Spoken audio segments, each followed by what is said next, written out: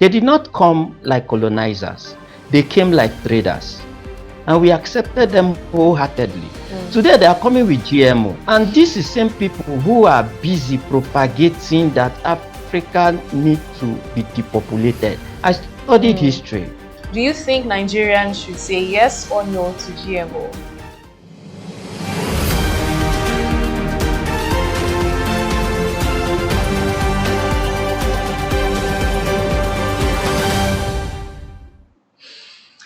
A recent video by Aproko Doctor, one of Nigeria's most widely trusted digital health voices, reignited national discourse on genetically modified organisms, or GMOs as is commonly known.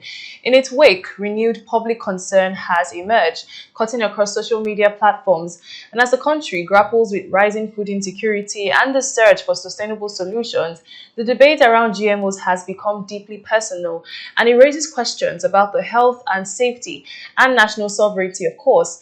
In today's episode of Policy on the Go, we would examine complex and controversial dimensions of GMOs in Nigeria.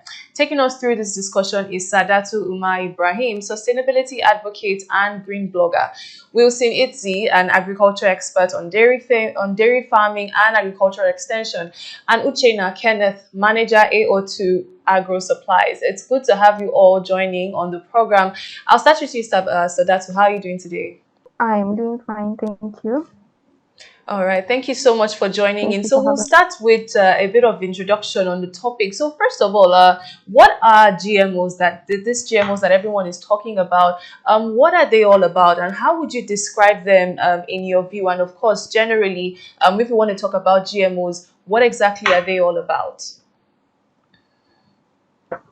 Well, GMOs, genetically modified organism, is any living thing, either plant or animal, whose DNA has been altered to possess a trait that it will not naturally have.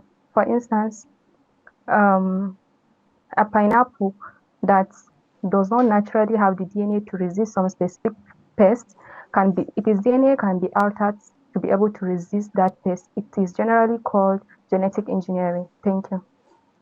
All right, thank you so much, Sadatu. So let me come to you, Uchenna. I want to hear just a bit. What are your views on GMOs? I know that you've been very open about how you see them. So, but before we go deep into the conversation, just based off on what Sadatu has said and explained, what are your views on GMOs?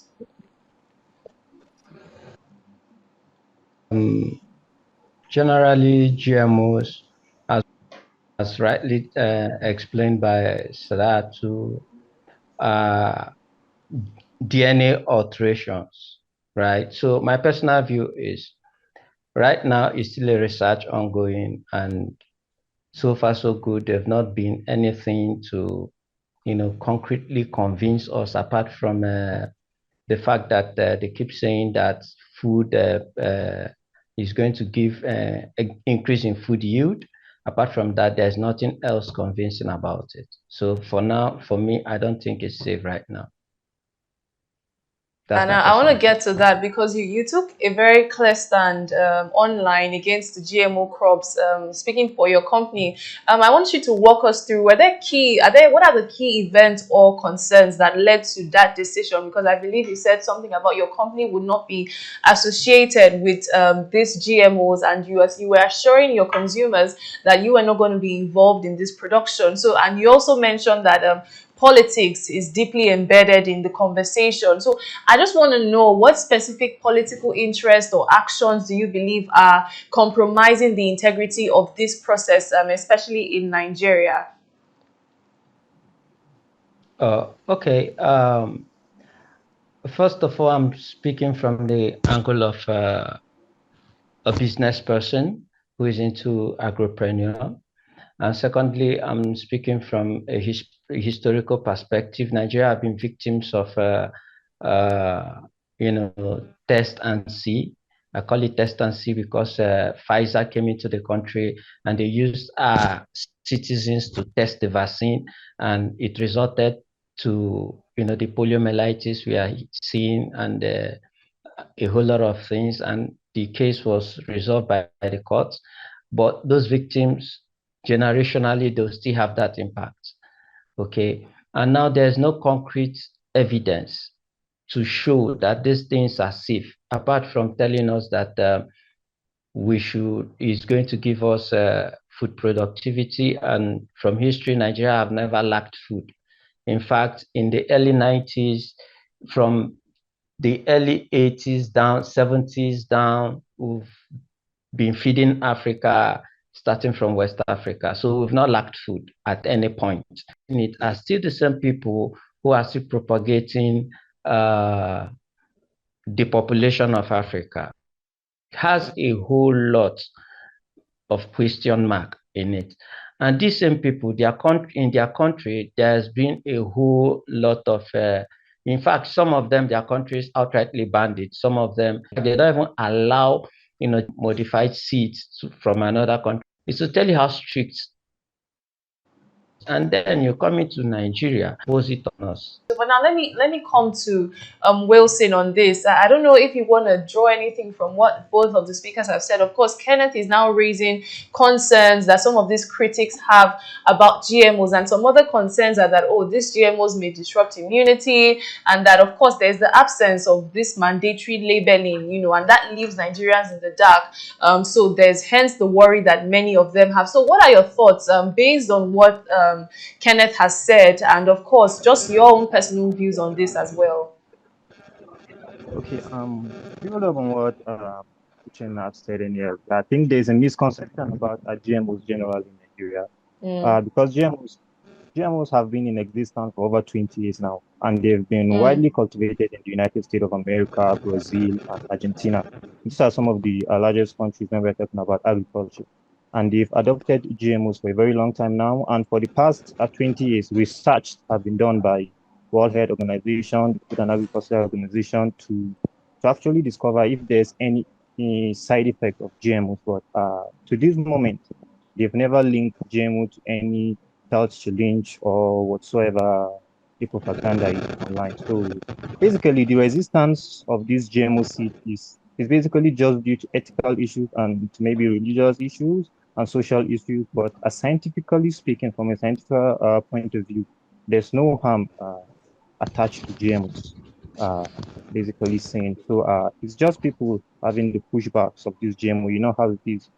Whenever something new hits the market, there tends to be a lot of pushback and a lot of propaganda about it. But from a science point of view, there is no one that can be able to bring a research today that proves that GMOs have any health implication or whatsoever GMO has been associated.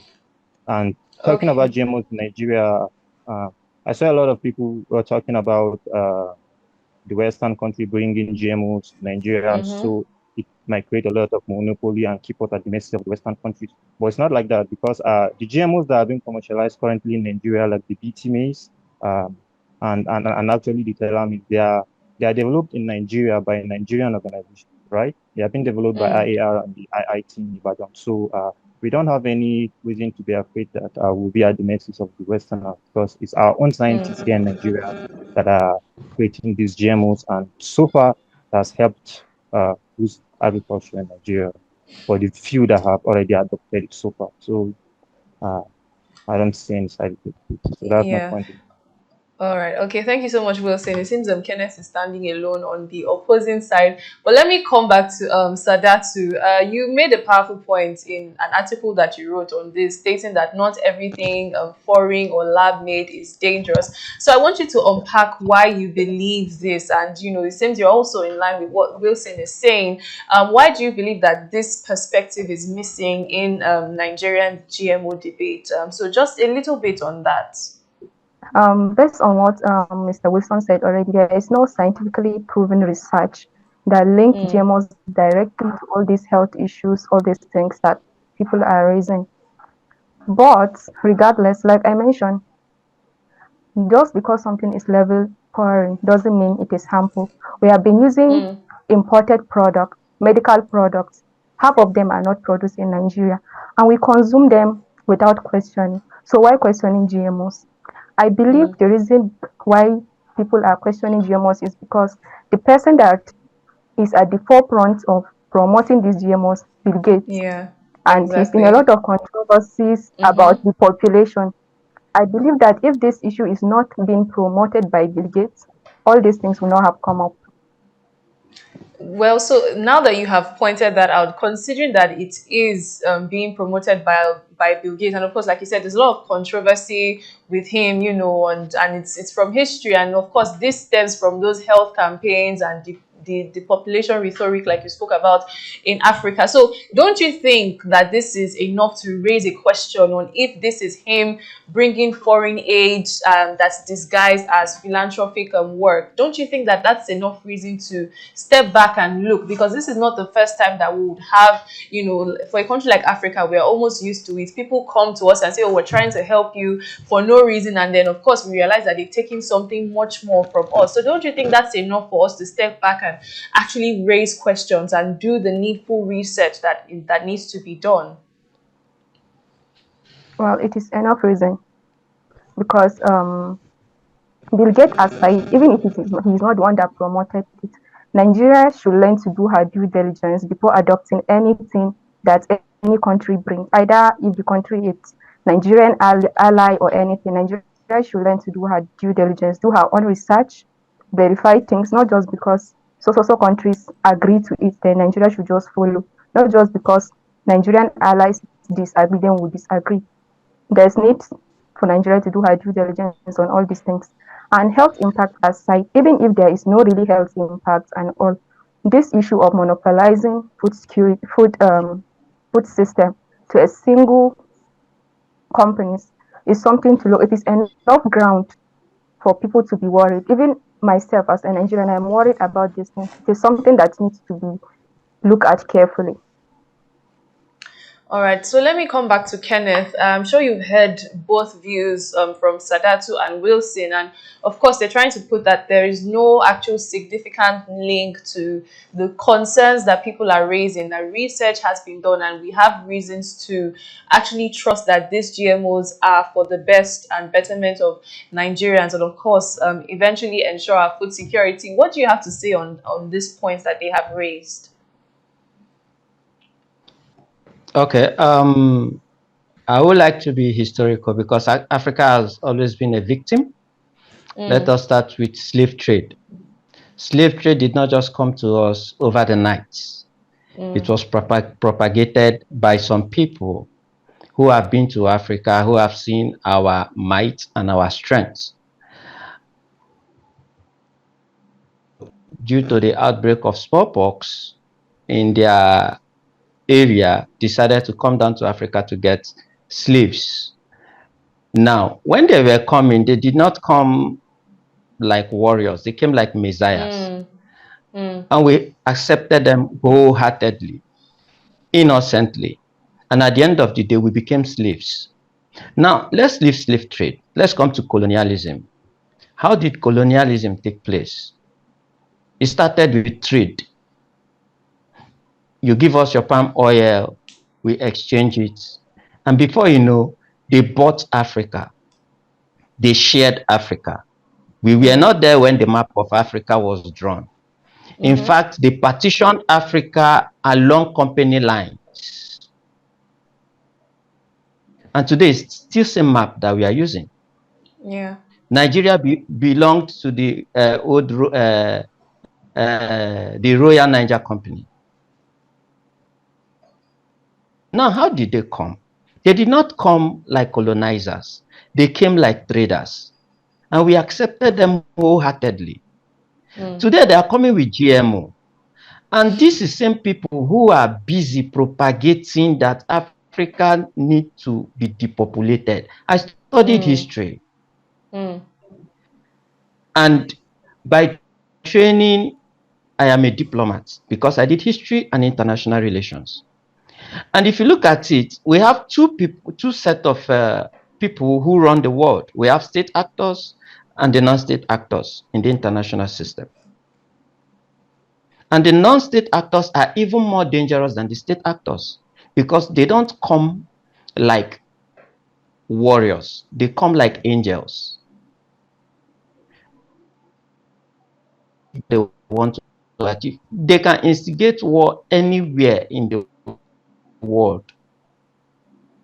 and you will not know they are the ones. Just recently, we found out that Boko Haram, USAID, was one of the people who, give them arms and the rest of it. We wouldn't have known. USAID in Nigeria is one of our supporters in our healthcare system and every other place. If not the entrance of Donald Trump, who came to do these things and then begin to point these things out, we wouldn't know. Now, how will a man who have come out publicly to say, I want to depopulate these people? Let's look at even the science behind genetics. This is one person's ability to alter genes. That is, they can alter a seed to introduce a DNA in that seed that states that anyone who consumes this seed in the next generation will not be able to produce so and so number of kids, or even be sterile, and we will not know what is killing us. That's the problem. The question now is there evidence to back these concerns? Because that's what we're saying, that research has been done, there's science behind this, and these concerns that people have raised is not backed by science, which is also important. Yes, I understand the angle of we don't have any evidence to back.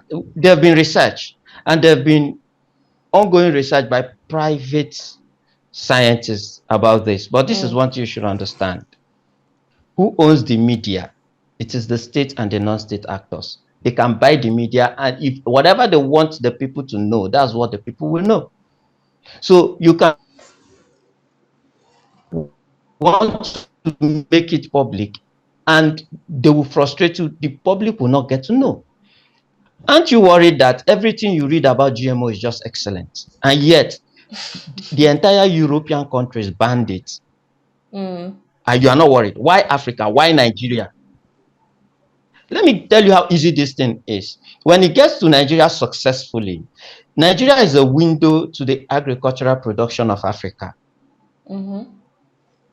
Once you begin to apply any wrong genetically modified seed in Nigeria, when last have you gone to the market, the open market, and then you see beans, and they tell you this beans is from Agrico, this one is not from Agrico? Have you heard anything like that? So it's to tell you that we can't even control our local market. So once this thing is introduced in the local market, it spreads like wildfire. The people who are saying that there has not been scientific evidence to prove that it is not harmful, is there any laid down? Has any one of them come out to say these are the content of this GMO in truth? This company that go to patent it are not even 100% truthful to us. They don't come out to tell us these are the content, these are the things that make up this particular seed. And it calls for a whole lot of concern. Okay.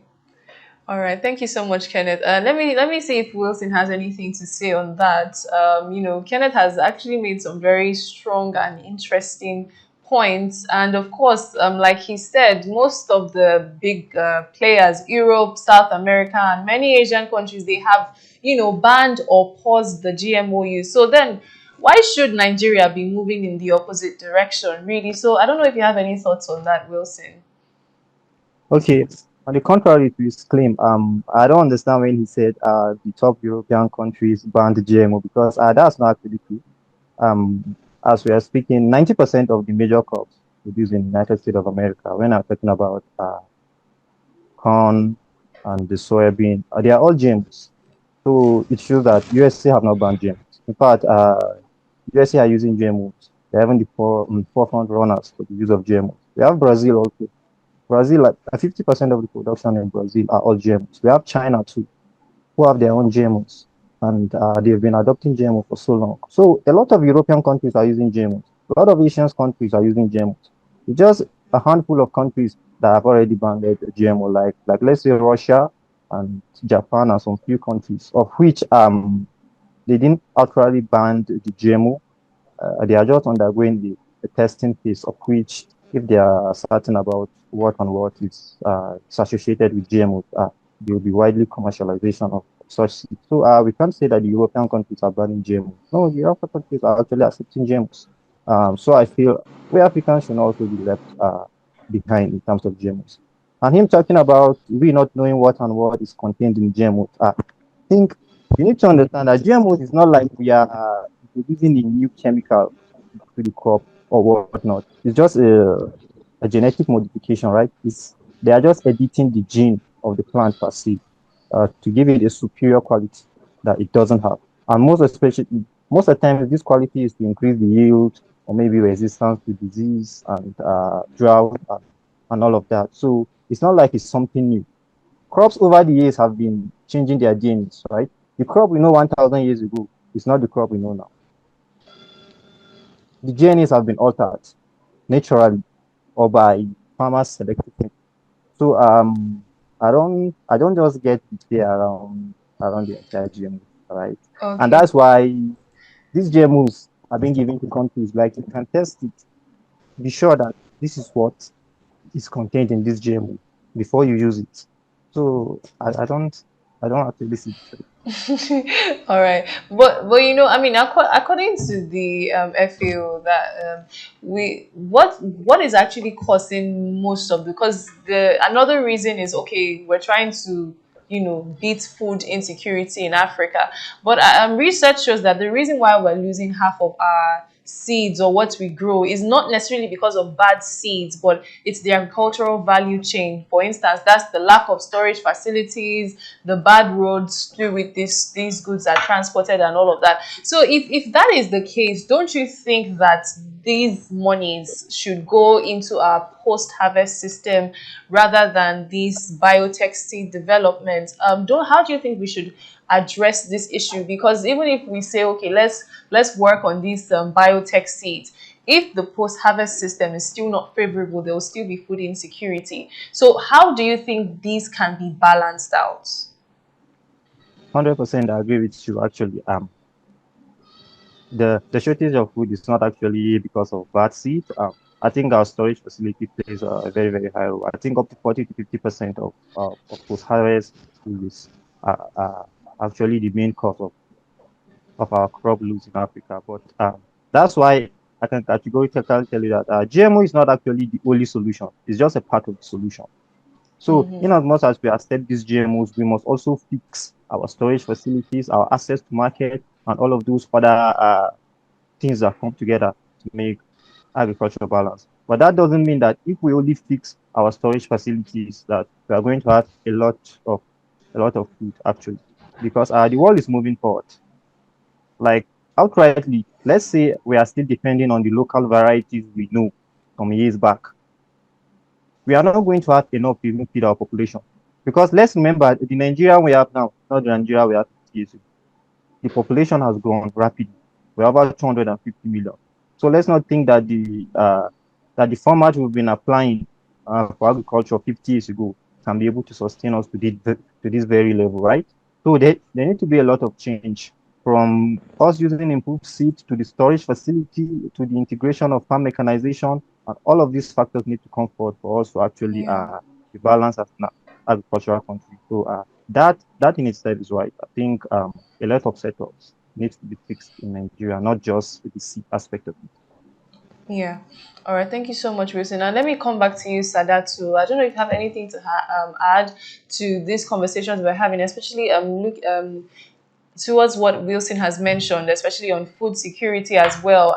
Beyond the GMOs, what do you think would actually truly also move the needle on food security in Nigeria? And of course, just generally, if you have anything to add based on the conversations that other people have raised. Well, personally, I don't believe. I believe that the issue of food security in Nigeria is highly about politics, because talking about food shortage and all, like, have you ever gone to the market and see that there is no food to buy, there is no rice? No matter how all these things, I've never heard of any place that you go to the market, you will not see rice, you will not see beans. There is food in Nigeria. The problem is in the storage. And I believe that we might not need these GMOs now because we have not gone to that stage, but that doesn't mean we should talk bad about it without even having evidence. We are being sentimental about this issue. The main thing is, like he mentioned, is improving the value chain, like processing of all these farm products, like drying all these tomatoes, processing them in powder forms and other forms, the value chain, so that for it to be used for a longer time. So there is no, Okay. this food insecurity is not really as bad as they are showcasing it to be, because I don't Okay. know if where you live, but where I live, there has never been a day you'll go to the market and you will not see food. The only thing is the purchasing power of the people. Poverty Yeah. will affect your purchasing power to buy food, but there was never a time that there is no food in the market. No. Okay. All right.